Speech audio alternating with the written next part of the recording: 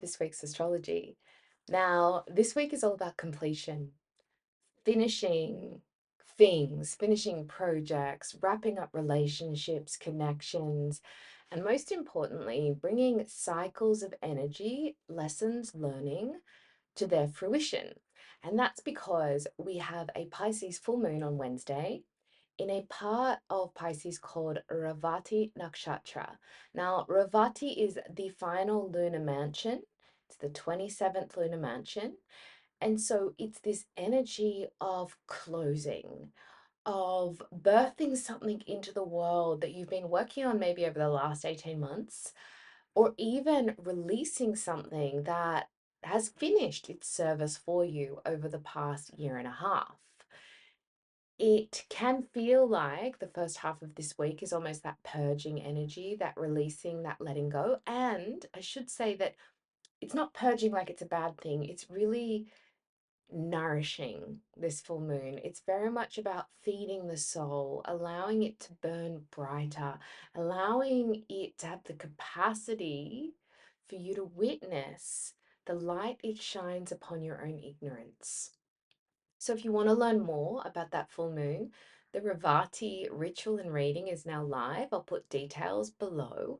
And in that ritual and reading, you'll get a personal reading just for that full moon, sacred ritual to work with that nourishing energy, and particularly with Lakshmi, the goddess of abundance, and a full astrology forecast. So the other thing I want to mention that's coming up, um, and it'll be on the 19th of October. We're actually heading into some really incredible, expansive energy in October as Jupiter is going to enter its exaltation in Cancer in sidereal astrology. Now, we're already getting a bit of a flavor of it. It's sitting in a nakshatra, Purnavasu, that it rules. But as it moves into Cancer, it will be there from the 19th of October till around the 5th to 6th of December. We're going to get like a little bit of a feed, a bit of an indication of what that is about. It will move back into Cancer in mid 2026. But this is almost giving us some kind of reprieve of all the collective energy we have been processing. So just know there's some really nice energy coming. That said, I'm going to start with today's astrology, the 5th of October. The moon is in Aquarius today. It's moving from Shata Bishak to Purva Bhadra, and it will stay in Aquarius, but it will move between these nakshatras at 1:32 p.m. Australian Eastern Standard Time, 5:32 a.m. in Rome, and midnight in New York. So pretty much the day is going to be this Purva Bhadra energy. Now, the moon, when it's in Aquarius, it makes the mind rebellious. It doesn't want to follow the rules. It is following what is true, what is honest, and it's almost willing to just kind of like give up the need to be accepted by the collective. It's very revolutionary. And this day can feel deeply spiritual because the moon is sitting with the North Node. So I would be saying, because of that placement, just be really careful, um, because what can happen is that all the energy kind of gets up in the head. It can feel very theoretical, disembodied, almost like the mind is totally separate from the body.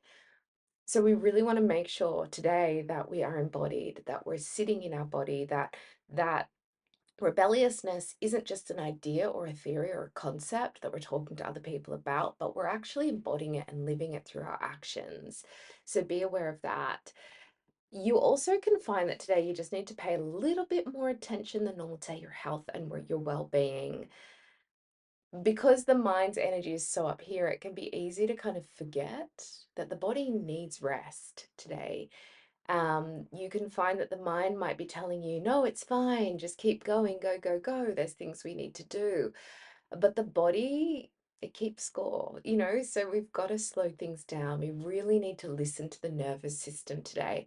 What does it need?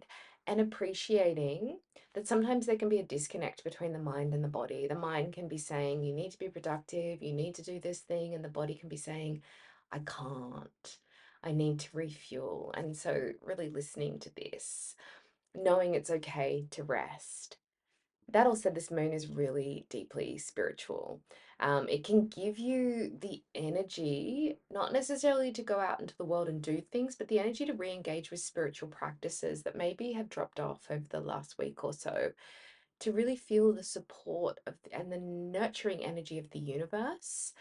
And you can find that if you've had some thoughts that have been bothering you over the last week, things you haven't been able to shake, this moon can help you purify yourself from those.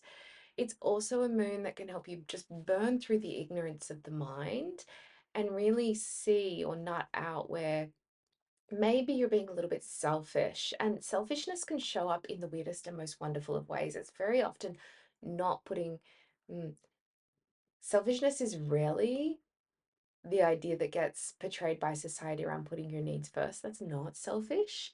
But it can be like not thinking about the collective, not thinking about the greater truth, not thinking about your inner truth. So pay attention to that. Monday, the 6th of October, we are in the energy, the 6th, the 7th, Monday, Tuesday, really wrapping things up. The moon, we're going to be entering the full moon tithi or timing. It's when the moon is hitting its peak on Monday. Although it won't be in Revati yet, it will be moving into Pisces on Monday. So it can be really liminal. It can be helping you see the way in which this mind actually sits across many dimensions, across thresholds of different worlds. And it can be giving you some of that so that you can understand and even get to see how this world is actually just as real as a dream, or just as unreal as a dream. Now, it'll move into Pisces at 6:16 a.m. in Sydney, at 9:16 p.m. on Sunday evening in Rome, and 3:16 p.m. on Sunday in New York. So you'll start to feel that Piscean energy coming through. And it will spend the day in a part of Pisces called Uttara before it moves into the final Nakshatra Revati tomorrow. So what that means is Monday, um, it's a very special day because the moon is going to be sitting with Saturn and Neptune, and Uttara Bhadra is ruled by Saturn. It'll also, sorry, it should say as well, the moon will also be sitting with the asteroid Ceres. So there's a lot of creative, fertile energy at play. Essentially, this means the energy is really liminal, very insightful, helping you see what you haven't been able to, helping you see what the mind or the subconscious has been hiding from you, and help you intuit the world in a really spiritual manner. It's not about intuiting it, going, that person doesn't like me, they're not saying it, or this person does, but that's what I'm sensing about them. It's deeper than that. It's touching the places within this world where you get to experience that it is a dream, it is a projection of the mind. Now, this is a moon on Monday that can force you to really slow down, to be a little bit more considered um, in your actions, and you can find that plans get delayed on this day. That people might come to you pushing out events or invitations or meetings you might have had, or you might feel the call to do that, just like it's not the time for this thing, it's going to happen later. Now, even though this week is about endings and wrapping things up and bringing things to completion, today there can be hints of what's to come. Little moments of clarity around the journey that's actually going to be opening up for you on the back of the full moon tomorrow. And even a focus on the direction that you sense you might be taking moving forward. This is a day it's all about purification. It can bring rain, like a sense of that purifying water within, as well as outside. You might find that it's raining in the world, or in the country or the city that you're in. And a sense of stability, which is nice leading into a full moon, and foundation from which you can build life of what is to come. It's also a really deeply creative day, and more in terms of connecting to the creative principle of the world. It doesn't mean you have to necessarily create art, but it's more about like feeling that sense of that something that underpins everything, that creative life force, that pranic energy, that Shakti, that breathes you, that brings life to everything around you. Finally, you can find that today there's a focus on partnership. even maybe what you want to cultivate in your partnerships, the foundations that you want to build with someone in a one-on-one sense. And that can be with a friend, a sibling, a family member, a lover, or a business partner. Just know it's about that kind of like one-on-one connection, not about you with groups of friends, but you with that personal connection. Just note that a lot of the energy that can be coming up for the full moon, although it peaks tomorrow, you might actually just feel it on Monday. The ending, the completion that's coming, and that straddling between what's ending and what's coming. Now, on Tuesday, the 7th, the moon is still in Pisces, but it's entering Revati Nakshatra for its peak. Revati is the final Nakshatra. It represents closure, it represents completion, it's deeply spiritual. It's really not interested in manifesting per se in the material realm. It's about spiritual nourishment, about filling you up, feeding you what you need. And you can find that there's a sense that you're coming to see the endings of the things that haven't served you. Maybe the relationships or the things you've been doing in your daily life or the work you've been doing that actually hasn't been feeding you but has been depleting you. This full moon is asking for the soul to be fed. And so you can find that those things that have finished their role are actually, there's an ease in letting them go. Now, the moon is going to move into Revati, that final nakshatra, at 9:32 a.m. in the morning in Sydney, midnight in Rome, and on Monday at 6:30 p.m. in New York. Mercury, which is the ruler of this moon, will be influencing it in such a way that there is this transformational energy, this bringing to light of things that have been hidden, this almost sense of like the death of who you have been, the death of an identity, the shedding of a skin. And collectively, this can bring some really welcome change. Like I said at the beginning, if you want to learn more, check out the ritual and reading below. Now, at the same time, on Tuesday, Mercury, which rules the moon, is going to enter Swati, which is in Libra. It will be there till the 17th of October. Now, it will enter Swati after the peak of the full moon, so it's not necessarily going to influence the full moon, but it will influence the rest of the day. Swati can make things very heady, kind of like push the energy back up here again, like you were feeling on Sunday. But at the same time, it can give you the power for information to be dispersed. I feel like collectively, if there's going to be an information leak or something that needs to come out into the public, the universe can make that happen today. There's a lot of energy to suggest there's destructive information that can come into circulation today, information that gets dispersed in a really decentralized manner. You can find also that you have conversations with lovers or creative partners or your children or childhood friends. And these conversations actually mean that relationships are starting to change form, that there's some kind of transformational communication that takes place. And it can be a little bit destructive, but it can bring a major change, a major necessary change to these relationships on the back of the full moon. Added to that, this can be a time where there's a lot of short distance travel that needs to take place for many of us. Moving, traveling, hopping on a bus, getting in our car, traveling somewhere where we need to be to share this conversation. Now, as Mercury, which is making this move, will be sitting in the same sign as Mars, it's going to be influenced by Mars. And that means we need to be very careful with our anger and frustration. There can be a tendency to wield our words like a sword because of this and actually hurt people that we love. At the same time, though, what you can find is that if you do happen to wield your words like a sword and maybe hurt someone, that you get to also see the safety in that relationship, the forgiveness that comes when someone is so close to you. They actually really know who you are and they're able to accept that you're human, that you might make mistakes, you might hurt them, but it's because you're hurting. On Wednesday, the 8th, we're in this energy of beginnings on the back of that deeply ending full moon.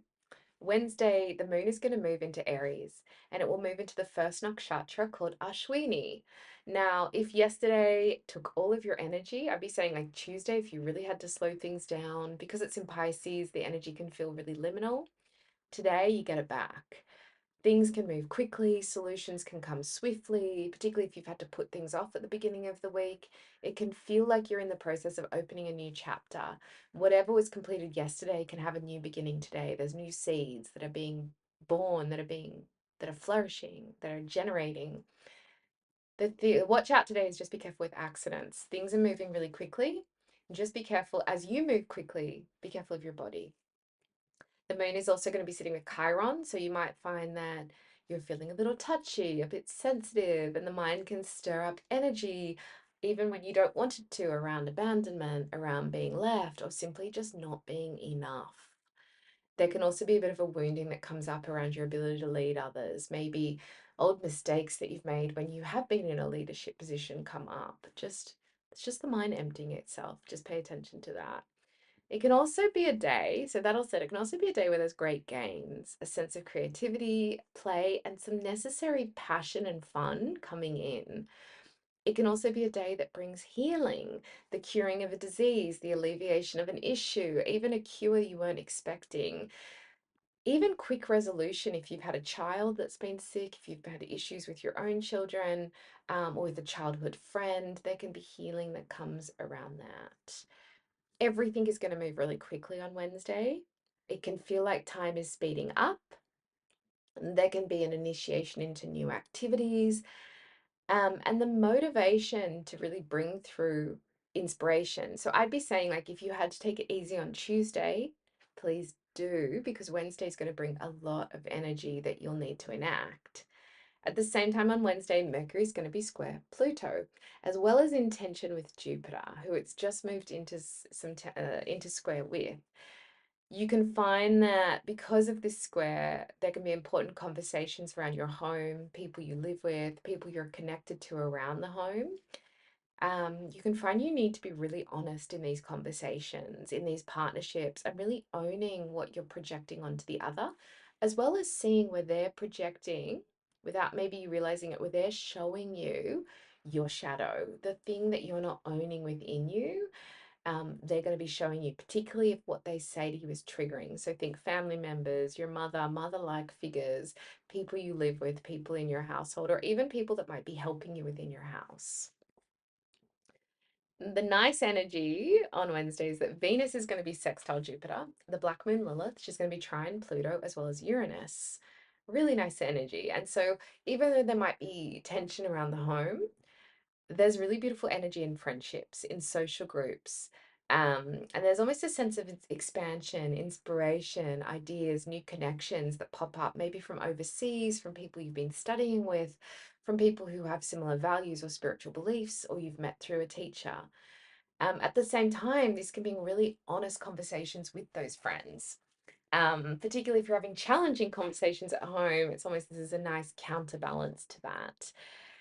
You can find that your unconventional beliefs that might be challenging the people you live with actually connect with your friends. Um, and I'd be saying, like, you can, if you have been thinking of friendships as something that is difficult or that you can't have or you can't make work, this is a day with that placement with Venus where you're able to see the unlimited nature of the connections around you, that you will always meet the people that you need to meet. Now, Thursday, the 9th of October, the moon is still in Aries, but it's moving into a part of Aries called Bharani. Bharani is deeply creative. It's often symbolized as the yoni. So it's like the cosmic womb. It's the place where death and birth take place. It's almost in between death and birth. And so what this moon can do is it can remove from your life what no longer serves you. A little bit differently from the full moon, which is almost like this purging energy. This is more like the things that have expired, the things that are maybe creating like some negativity in your life, it gives them the opportunity to be released. If you have someone around you that's in the throes of passing, of dying, this moon can help move them on, and it can represent this energy in you between life and birth, really understanding that these two aren't different. They're the same or different sides of the same coin. Now, Bharani is ruled by Yama, the god of death. And what can happen on Thursdays that you really get guidance on what you need to release, on what needs to change form, On even where you're allowing things in your life that really don't serve you anymore. The blessing of this moon is it will remove negative energy from a situation. It will help you swiftly it will help you let go of things that have reached their use by date. This moon is going to aspect Mars and Mercury. So I feel like collectively there can be conflict that brings around death, expiration, the removal of even something that has been obstructive in the collective, ignorant, or something that has really done its time for us. Like it can't serve further, so it has to be removed. That all said, um, I feel like this personally can be a time where there's still a bit of it's different energy to the full moon, but there's some runoff happening from Tuesday. Like you're kind of getting sick of a way that you've been expressing yourself, moving beyond a romantic interest, maybe when there's no reciprocation, or even a friendship that you've kind of been flirting with that you know it doesn't have a solid foundation. It's the opportunity to let those things go. Now, at the same time on Thursday, Venus is going to enter Uttara Phalguni, which sits between Virgo and Libra. And she's only going to be in Virgo for the next day, and then she'll be moving into Libra. She'll be in Uttara Phalguni until the 17th of October. Now, this is auspicious because Venus rules Bharani, which is where the moon is. Now, so it means that while Venus is in Uttara Phalguni, there's a really big focus on partnerships, relationships, the contracts we have with each other, even if that's just a soul contract. But it can also deal with marriage, with unions. And it wants to, more so from Friday, Venus will want to bring you the right partner that will create prosperity for you. There can be a really big focus on money and possessions while she's in till the 17th of October, and the money and possessions that you share with someone else. Today, on Thursday, it can feel like you're releasing something, letting something go around that. And from Friday, it's about building this prosperity with someone else. Even like if it's a new connection or if it's a new investment or if it's purchasing something together, it's that type of energy. On Friday the 10th, we're celebrating Ganesh. It's the fourth lunar day of the fortnight, or the fourth day of the lunar fortnight. If you have a practice which uses Ganesh, you know the Ganesh mantra. This is a day to worship him, to ask for help in removing obstacles. The moon is going to be moving into Kritika in Taurus. It's Friday, which is Venus Day, and Venus rules Taurus. So this is a day that can bring great discernment, the ability to seek, to cut through things, to divide things, to break things apart. It can really help add to the energy of Thursday by helping to purify the mind, the ignorance of the mind, purify what's been contaminated. Even if you've been sick, it can kind of like purify that energy without being destructive. It's more like fiery purification.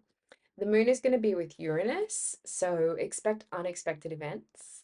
Um, things like to do with nature, like earth and electricity and solar flares, that type of energy. But also in the collective, because the moon will still be aspecting Mars, there can be action, conflict, things that are abrupt that actually help purify.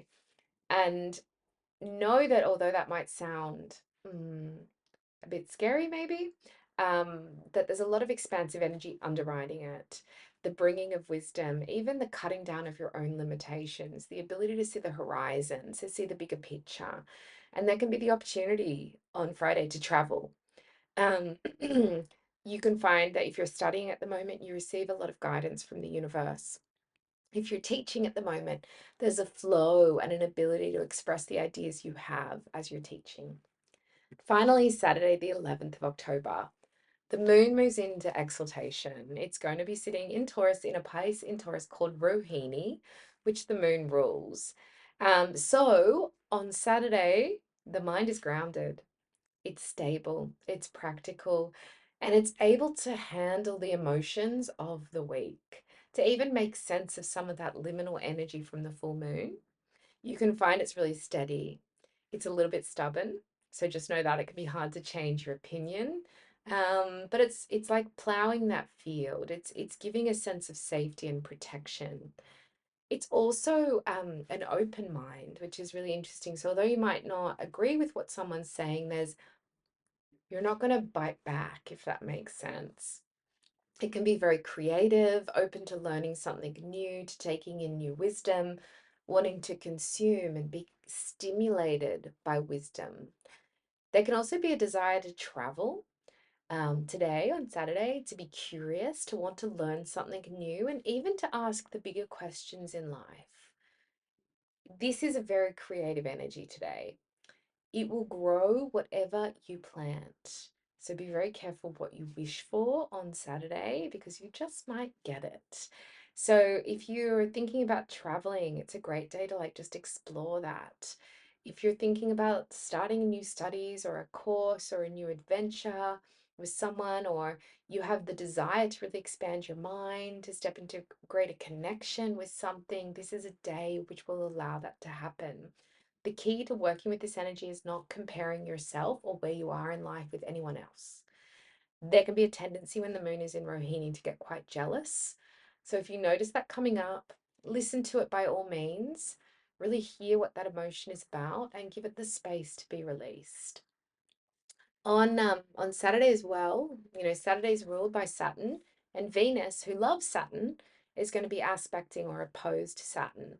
And this can bring a really big focus to the foundations you have in relationships, to things that you're building for the long term, and desires. You can find that if there is a desire that is fleeting, it has the ability to be released. But if there's a desire that you're chipping away at, that it has a long-term benefit, that you're given like the strength to keep going with that. Now, Venus and Saturn, they both work on the same side in the planetary army. And they always want to bring us into the world to learn. They don't want to go like this. It's not about going outside, it's about going in, about learning through life. So you can find that if there's karma you need to work through in relationships to do with what's fair, a balance that needs to being called into being, that this day calls you in the world to do that. It can bring new beginnings, new connections, new partnership, people into your life that you need to balance things with. So pay attention because they will have karma with you. The sun is going to enter Chitra Nakshatra on Saturday as well, where it will be until the 24th of October. It will be in the Virgo part of Chitra until the 15th.